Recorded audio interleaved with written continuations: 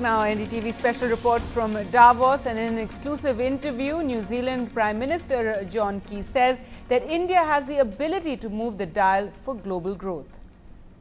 Prime Minister, you just called on India's Finance Minister. You came here at the Make in India Lounge. Share with us your views on India. How's the world viewing India right now?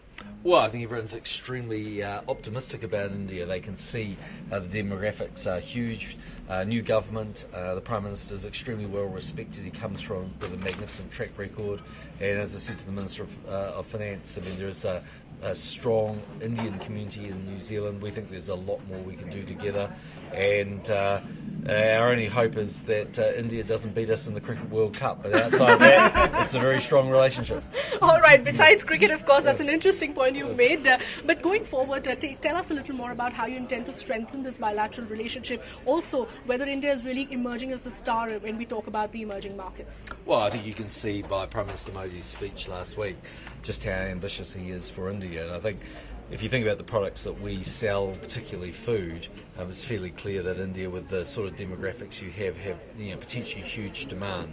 But it's also working together in the high-tech sector and the computer technology sector from an investment perspective. And there's a very big Indian diaspora in New Zealand, so we educate a lot of young Indian students. There's a lot of tourists coming. I'm sure there are many, many things we can do together, and we love your food. So you're very popular in New Zealand. All right, perfect. Great to know that. But quick question clearly on how there's been a turnaround, especially since we've had a new government in place. Do you think there's been a sharp turnaround in the way India is being seen on a global stage? Oh, I don't think there's any doubt about that, because look, in the end, the new government is seen as extremely ambitious. Everyone understands what Prime Minister Modi achieved in Gujarat.